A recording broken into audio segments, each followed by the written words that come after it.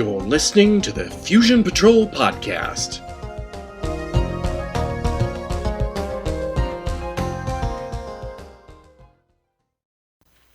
Hello and welcome to another episode of Fusion Patrol. I'm Eugene. And I'm Ben. And tonight we're going to be looking at the Starlost, Episode 5, Children of Methuselah. But before we get started on that, we mentioned a few episodes ago that we were going to be doing an anniversary contest. April 28th is our first anniversary, and in honor of that, we're going to be holding a contest, and the contest will be a giveaway. It's very simple. Anyone with a computer can join. What we want you to do is go to the Fusion Patrol forums at fusionpatrol.com, and there will be a thread there that will be the contest thread. And in that, simply want you to leave a comment telling us what classic, not so classic, obscure, whatever, science fiction TV series you think would be a good one for Fusion Patrol to look at. And, this is important, tell us why you think that. To leave a comment, you'll have to log into the system and set up an account. Please do make sure you use a valid email address so that we can contact you in case you win. And what you will win is a brand new hardcover graphic novel, Doctor Who, The Only Good Dalek, which is a beautiful full-color graphic novel of the 11th Doctor and Amy. And I don't think I'm going to be giving away too many secrets here. It's about Daleks. And this is written... What was your first clue?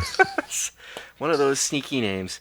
And this is by Justin Richards and Mike Collins. BBC Books. And this contest is not just open to residents of the United States. Wherever you are, feel free to enter, and that is the prize. The deadline for entering is April 23rd, 2011, and we aim to announce the winner on our April 28th, thereabout, anniversary episode. So we hope you'll enter, and... The more entries, the better. The more entries, the better. Not necessarily for you, though. If you enter 2 and 3 times, you only get 1 entry. So, but the more of you who enter, the better. The more different people who enter. That's right. Unless, of course, it's you want to win, in which case, then the fewer people enter, the better. But that's better for you, not better for us. So, the Starlost, Children of Methuselah. Ben, take it away. Well, I can boil this episode down to merely 2 words. Can you say those 2 words? Yes, I can. Oh, okay. Childishly stupid. All right. Well, and that's... we hope you'll join us again next... Oh, wait. I guess we should expound upon childishly stupid a little bit. Oh, I suppose we should. Well, this episode, once again, our intrepid band of heroes are trying to find a way to save the ship from certain destruction, and they stumble across what appears to be the backup bridge, and it's manned by children. Children who never age. Children who don't believe that there's anything wrong with the ship. And as Garth, Devon, and Rachel try their best to convince them that something is indeed wrong with the ship, childishly simple things happen. Would you say that's a fair assessment of the episode? That's a pretty fair assessment. Not much else. You've just described the entire episode. That's it. We're done. Good night. Yeah, we're done again. This one is quick and painless, but we can make it painful. We can make it painful. Quick, but not painless.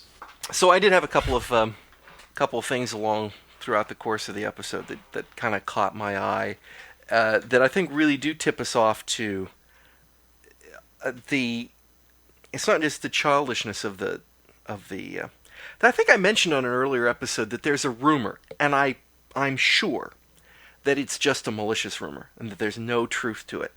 But episodes like this make you believe it. That many of these episodes were written by high school students who were drafted into working on the script when they didn't have any writers to work on it. And I kind of feel like this one is done by a really amateurish writer. Mm-hmm. One thing I thought was interesting is that they show at the beginning getting food out of the food Eureka cycle.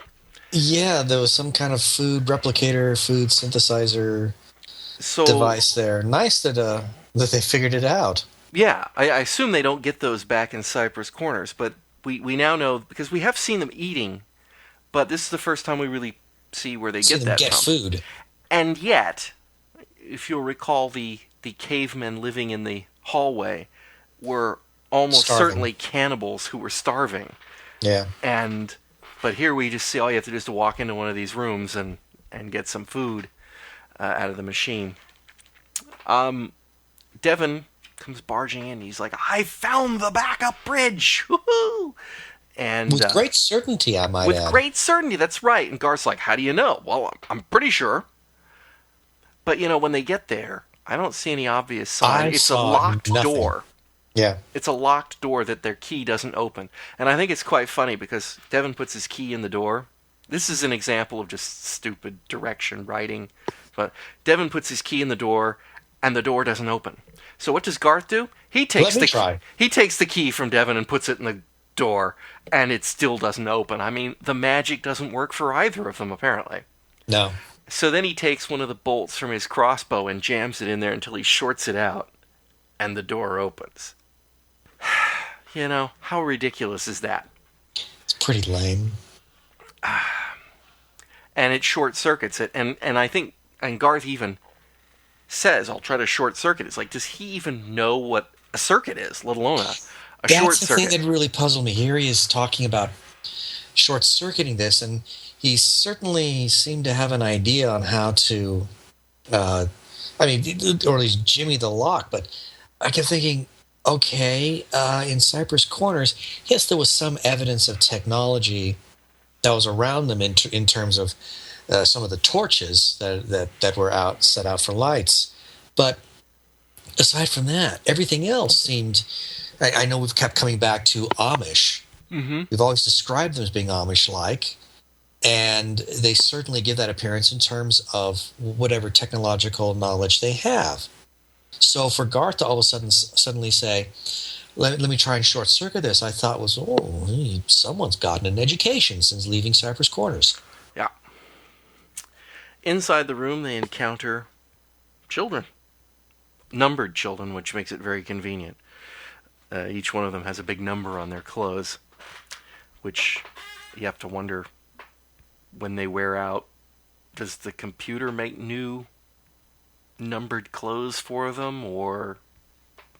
Because they don't wear out, they've got some sort of youth drug keeping them young for the entire duration of the trip. So, they've been there since they left Earth. Since they left Earth, I think it's 400 years, isn't it? Since the accident? It's at least 500 years. It may be 400 from the accident. We're arguing about a ridiculous... Yeah. Right. It doesn't I can't buy 800 years, but 500 years I can see the kids living with a youth drug. I got it. And they're flying the ship. And of course Devin tries to explain to them, we've got this emergency. And it's like, no, we're running the ship and everything's fine. And they don't want to listen to Devin because, of course, it's an unauthorized entry zone, and he broke in, and so that's against ship's rules. And the captain, who's this curly-haired teenage jerk. Okay, that's a fair one. That's something I was struggling that I couldn't say, probably. Is all going all Captain Kirk on him, or pretending like he's trying to go all Captain Kirk on him and not doing a very good job of it. Oh, very, very bad job. He's, copping a little bit. See, he's more like Janice Lester when she was trying to be Captain Kirk, kind of thing. Yeah, that's a good one. Yeah, and so they arrest him and, well, we'll deal with him, execute him later or whatever it happens to be. Put on trial. It's an interesting thing during the course of the trial. I don't know if you noticed this, but Devon's trying to pitch his case. Really, it's really bad. It's, things are happening, and we're... Why won't you believe me? Why won't you believe me? The Ark is in trouble. And at one point, one of the little kids in the back says, we can't hear you. Yeah, I did notice that. And he speaks up a little bit, and it's like, well, why is that in any way? What was that even there? I almost think that was actually an outtake that was left in. I Could think very one well of the been. kids actually said that, and they just left it in rather than do a retake on the scene, because it just doesn't. It doesn't jive. Yeah, this is really weird. Yeah. Of course, they don't believe them. They sentence Devon and Garth to first being locked up in their little jail cell and then later killed. But Rachel, she can be a menial for them and help them out in the playground.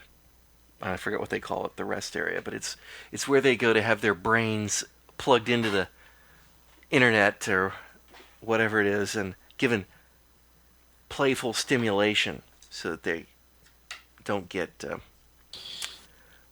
whatever. She was taken to the where was she taken? She went rest later area back, maybe. Yeah, something like that. Or play area.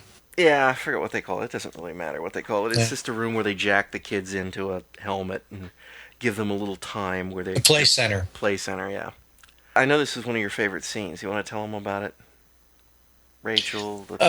Rachel is... She wants to teach the children the true nature of play instead of this synthesized, computerized version of recreation.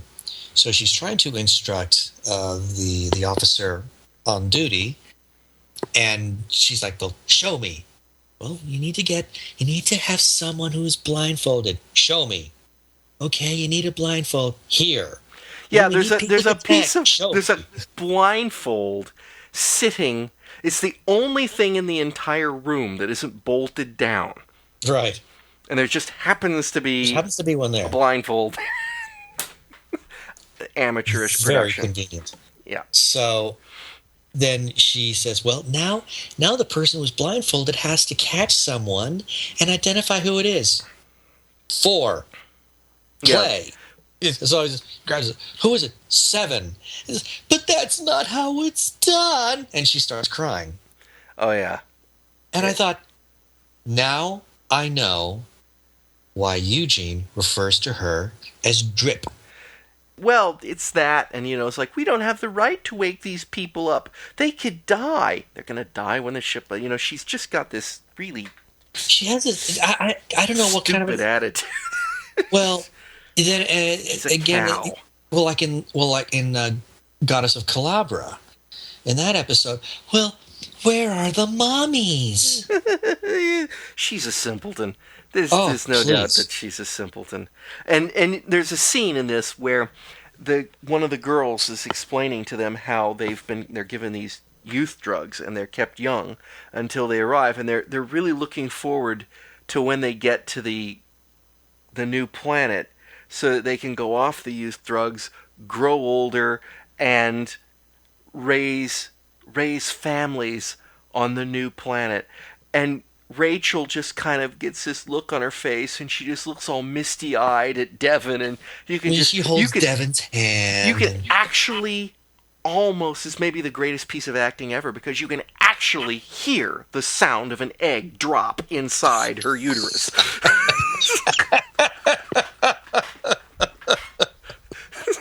That's usually reserved for women seeing really cute babies, but you're just like, there it went. Okay, Well, that's the funniest thing I've heard all day.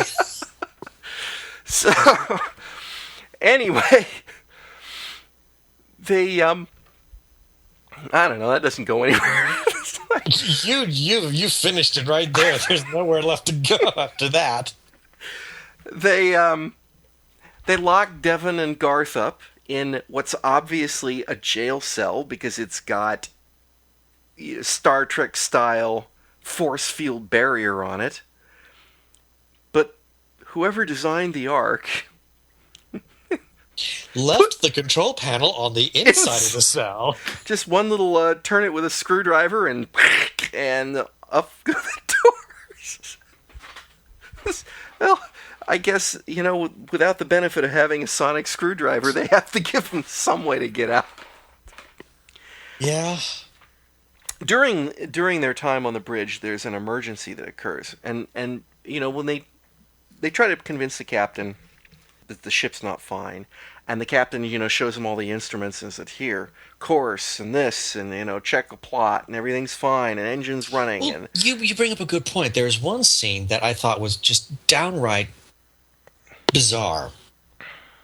And I chalk this up to just very, very bad production, where in an attempt to prove that Devon is wrong, the captain takes him to the bridge and has them do a complete refresh of, I guess, stellar cartography to see if there's any kind of stellar object that the Ark is destined to collide with. And they do this close-up of this panel where it's just a bunch of printed dots. And you've got this circle with, well, I'm guessing it's like 12 smaller circles around on the inside circumference, and it just rotates. And I thought, that is going to tell you anything? That's not going to tell you a darn thing. Only if you know how to read it. See, that's why you need 500 years training to. I don't need 500 years training to know that that's a piece of crap. It was a poor visual representation. But during that demonstration, something happens, like there's a meteor or something, and like a well-oiled machine, these kids navigate the ship around, and they get out of the way of danger and get everything back on course, and everything's good. And see, you guys are all lying. And so they sentenced Garth and Devon to die because breaking into the bridge is a kill and offense, and they can't call the real bridge or real security or anything. I mean, they're so cut off from the rest of the ship. Well, they believe that they are the real bridge. Yes, but okay, then they could call their security forces or something. I mean, the whole premise that... The premise is very flawed. I mean, we get a little bit of background from the girl known as Number 5, where she talks about the only adults that they'd ever known were the tutors, who worked with them until they died. They grew old and died, and which point then the kids were left to their own devices. Now, for whatever reason, I mean, this is where the premise really falls apart. It would imply that the children were never told the truth. Now, it's not like a community where after so many generations there was some kind of de-evolving, right, or degradation of society. Because you could lose it from generational knowledge, but these kids are the same. These are the kids, and just because they have truth serums and they're being plugged into computers should not take away from whatever knowledge that they were given, that they were instructed with when this began. Now, I am kind of curious as to why were they selected in the first place? Aptitude. What was that? I think they mentioned that. Well, possibly, but what and were apparently the architects, gullibility. Well, but what were the architects of the Ark thinking? Oh, let's get a backup crew of nothing but children, and we'll keep them forever young, just in case things go bad. But obviously, now, that's a lousy premise. Obviously, they can keep they said they might give Rachel the drug to keep her young, which means it's not just kids that can take the drug, so why not keep the bridge crew young instead? Yeah. So there's another bad hole in the logic. So my big problem is, would the tutors and the people who selected these children deliberately lie to them and then reinforce that lie during this entire time? I mean, for what benefit? I don't know. I mean, wouldn't you think that, well, someday we may call upon you to actually run the ship. And right. Now, granted, if they were, I could see some arguments saying that if they were truly under the impression that they were in charge, that maybe their reactions would be more diligent. Genuine, more diligent. I don't know, whatever. I don't know what word to describe. But if they had been told, maybe they would not try so hard because they would know it's a simulation. Well, not to mention that, after a while, they'd kind of maybe want to communicate with the real bridge and ask for guidance. Instead, they've just totally cut off and not apparently bothering once their mentors died. They're just like, we're on the job. So I thought it was kind of interesting. Rachel's a very bad influence on them because not long after she gets there and she starts talking with them, these numbered kids start wanting names of their own. Mm-hmm. Which is, of course, apparently forbidden because why? The computer would reject it. Yeah, but that's because the computer's been programmed to reject it. Why is the computer programmed to reject it? And aren't these kids who you've tasked with living centuries and being trained to fly the most important starship ever built by the human race, don't you think they would be capable of having a name and remembering a number 2 when dealing with a computer? I mean, Mr. Riker can handle it on Star Trek. Right. You just brought up something else that had me really puzzled, and this goes back to something earlier in the episode. They claim that they took Devon's story and... Let's see. They checked it with the computers, yeah. Well, I wrote the actual quote down. Let's see. How did they describe it? I believe they said, and you're a poo-poo head. Well, I don't think they quite put it that way. Oh, gosh, I wish I could find where they... Oh, yeah. They said that their story was checked out through the sphere projector and central information computer. Right. And that their story wasn't confirmed. Now, I thought that was a little strange. Now, of course, if this computer is completely isolated and used solely for instructional purposes, then perhaps there might be something to it. But then a little bit later, during the trial, number 5, she comes up with the idea that she says, just feed their story into the central computer.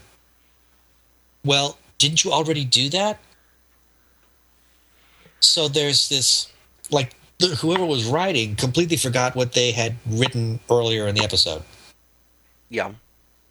Or they reordered the scenes, or who knows what happened. But yeah, it's just totally illogical. And of course, the point of having a system that's so cut off that you apparently can't even get word to the backup crew that you need them, seems like yet another bit of bad planning on the part of the Ark. It's counterproductive. Yeah. It's like, I would think that in the event of an emergency, that wall should come down and the computer should put them on the job. Right. But no. Oh, we're saying Rachel's a bad influence because not only does she get them to want names, but then they start playing games. They actually start playing games when the captain comes in. The captain comes in and sees them really playing blind man's bluff, which I thought was interesting because after hundreds of years of programming. Yeah. When I say programming, I'm talking behavioral programming that in just moments they all broke down into, they hey, this is fun. reverted. And I love his line. So, we're going to imitate the primitives then. Right. And it's interesting that he would think of them as primitives. Yes, Cypress Corner is a primitive place, but these people aren't. If they were still if the Ark were still to its mission, yes, they choose a primitive life form. But I wouldn't call the Amish people primitives. They may live a primitive lifestyle, but they're just people. It's just an odd. It's that odd bit of superiority that this chip on this little boy's shoulder. Well, I can actually sort of understand that. I mean, only in that they were cut off. I mean, even though we have not seen any kind of generation decay with the children like we've seen with other groups of people, the fact that they've been cut off and they are getting some kind of programming, I could see some sort of, I don't know quite how to put it, an alteration of thinking. Less compassionate. I mean, because when we first meet them, they're almost emotionless. Yeah, they're there's just very robotic. And we forgot one other thing. They can think pain. Oh, I didn't even write that down on my notes. They can think pain. That's right. How do you do it? Well, I just think it. Pain. And we're done. Yeah, they can make Devon hurt. It's like, and Garth. It's like, what? You've given them telepathy. Okay. And I love their system though. It's like, do you ever do this to the other members of the crew? No, because they would do it back to me. They do it back to me. It's like, wow, absolute power does corrupt absolutely, because just as soon as they encountered the very first people, they use it right away. They said, well, they can't do it back to me, so pain think. They don't do that. Well, that then begs the next question. How do they ever practice the technique? Good point. If they were amongst just themselves all these years, how did they master the ability? That's how they play tag. Oh, all right, number 3, you're it. Oh! And you cannot retaliate. Till it's your turn. Okay. Anyway, so the episode comes to a thrilling climax when Devon finally realizes that this is all a fake. It's a classroom. And he lurches over and hits the not the eject, but the separation. Jettison. It's a separation. I think it breaks the pod off or something. Right. And when he does that, of course, alarms and emergency and whatnot, and then the computer comes up and simulation failed. And then the tape, and it's like insert tape here or something. Yeah, I think insert error message. I forgot what, but yeah, you get a film commercial insert there. Basically, pops up on the screen, and then everything stops. And now they're all realize that this is a problem. That it's not, that Garth and Devon and Rachel were all telling the truth, and so our heroes leave once again to continue their search for the backup bridge, leaving the children behind in their simulation to continue practicing, waiting for the day that Garth or Devon finds the backup bridge and calls for them to come help. But here's the other thing. There was a line where, as Devon goes to see the captain, to tell him that they're about to leave, the captain says that they have their own responsibilities, otherwise they would join them. Yeah, what would those be? What responsibilities? You've just learned that this entire thing has been a facade. That you've been trained to be the emergency backup crew, and you desperately are needed now. They have They should have access. They should be able to walk out there and get the computers to give them information. They should be able to find the backup bridge, for crying out loud. They can ask the right questions. And they could go to the backup bridge and they should be able to start work on it. But they don't, because...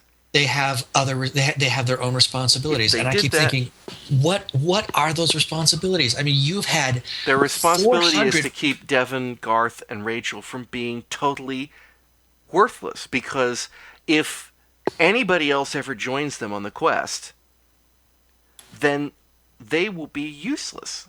They have no knowledge, no skills, no talents. It'd be all over for them. So they'd become the third wheel instantly. So those are their duties. Might improve the show. Well, I'm sure anything would have improved the show practically, except CGI. But that's another story. Oh yes. So once again, the big reset button is pushed at the end of the episode. And an interesting thing, I've talked about, I've talked about how I hate the music in the show. Oh, this music was awful. They're using, throughout most of the episode, they're using the same retreaded, awful music that they use in every other episode, except right at the end. And suddenly they go into this, or instead of, tinky electronic 70s synth noises, suddenly they go into this big, majestic, orchestral theme. Which sounded like it came out of a bad soap opera. Yeah, it's completely different instrumentation, it's a different style, and it's completely inappropriate. It's sort of like grandeur music, but instead it's, gosh, well, we thought we were onto something, but once again, we're back to square one, and gosh, it's the kind of music that if John Williams was having a really bad day, it would have been this. Oddly enough, little Johnny Williams did music for Gilligan's Island, right? I know he did Lost in Space. Yeah, Gilligan's Island too. And and this bears a certain similarity to it. So now that we've dispatched this episode with extreme prejudice, we also have something new and unique for Fusion Patrol. We have some audio feedback from one of our listeners, Bill. And we get a couple, 3 pieces here, and we're just going to play those for you now. During the review of the Pisces, one or both of you started discussing if CGI would help the show in any way, shape, or form. I'd have to disagree with that.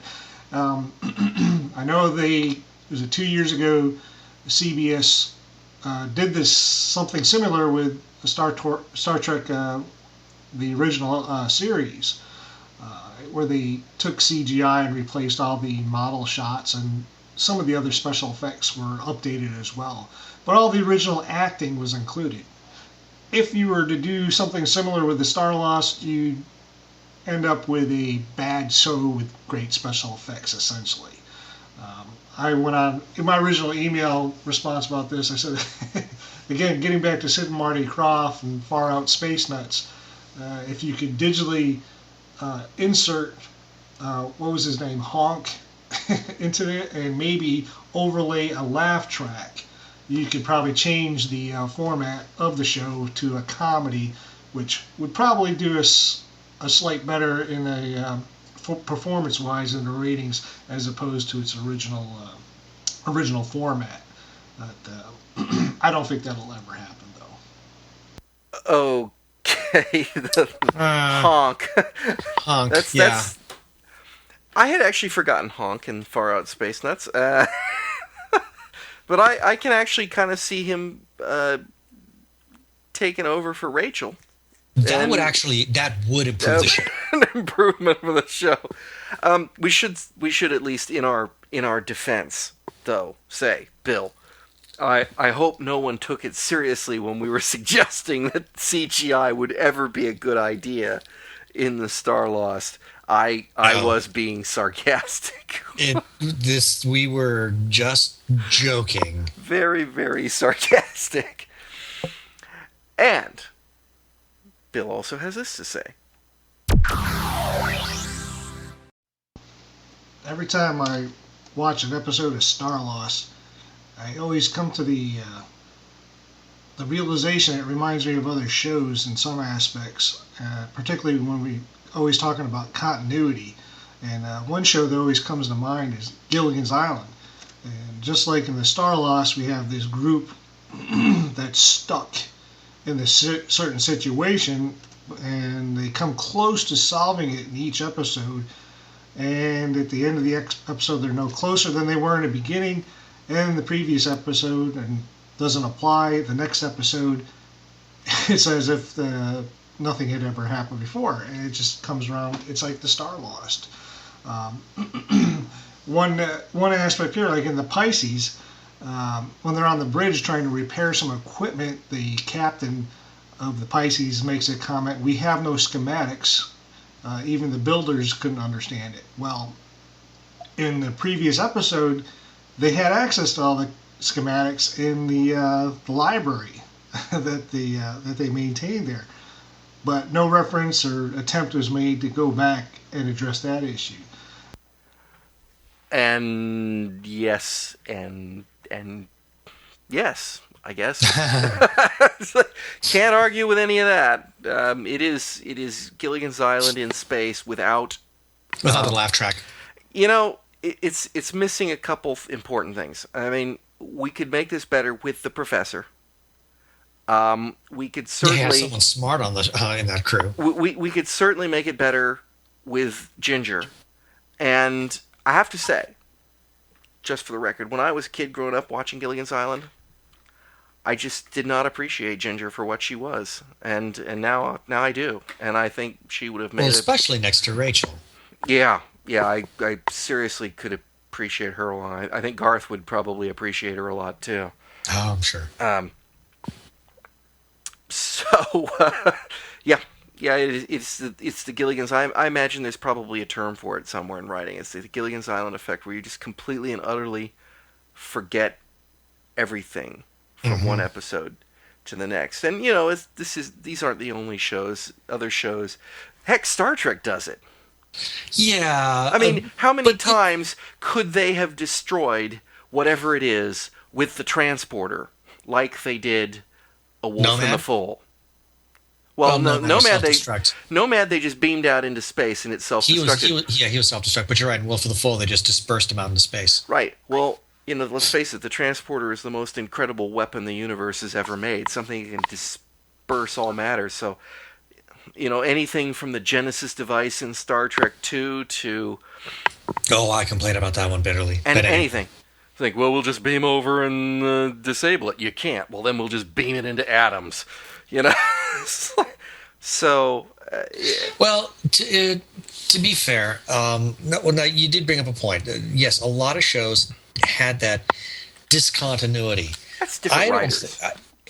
Discontinuity. That was just the way writers, how they wrote all their stories for television. There was no such thing as story arcs. Everything was very singular, standalone, episodic. I mean, I remember in Star Trek when just by I'm trying to think. I think there was one episode where they actually made reference to a previous one, and it's late, so I'm really tired and I'm ashamed because that means I'll have to turn on my Star Trek geek card now. But I can probably tell you. See, I'll get my Star Trek card.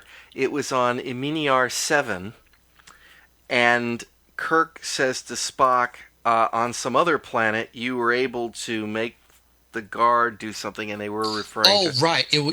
That's right. He did that initially in A Taste of Armageddon, and then did it again. Kirk makes reference to that in By Any Other Name. Ha ha! My geek cred's intact. Yeah, well, I was able to pull it out. But there's still...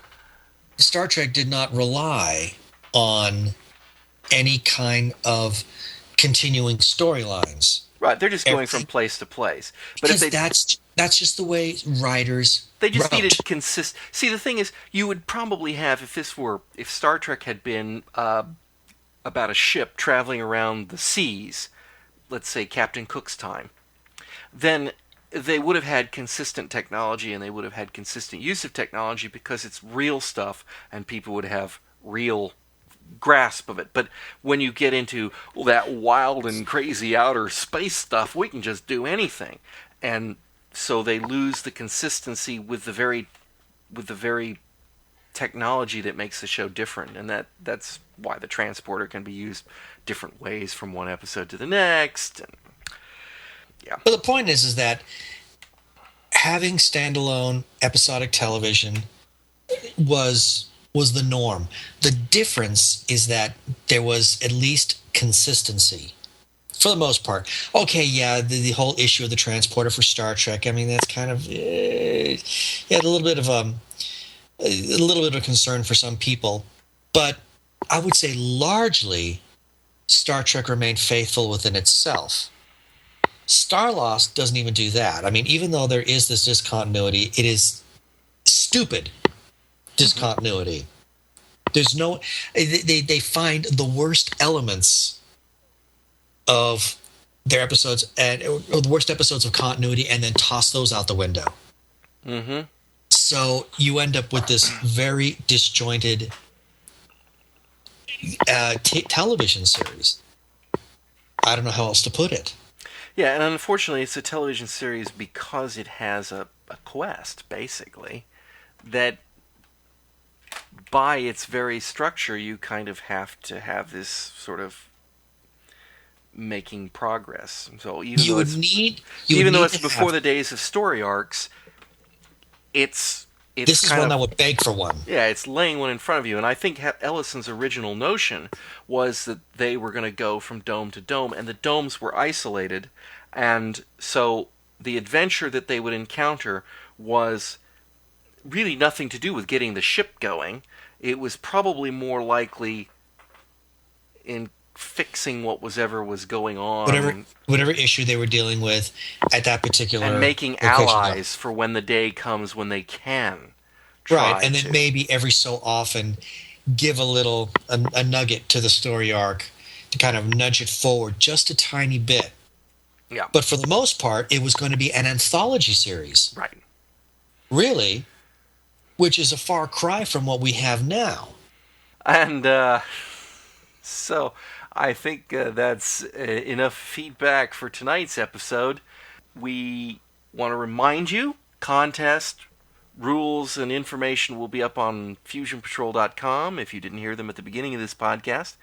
And otherwise, you can also use FusionPatrol.com to comment on this episode, comment on other episodes, comment on stuff.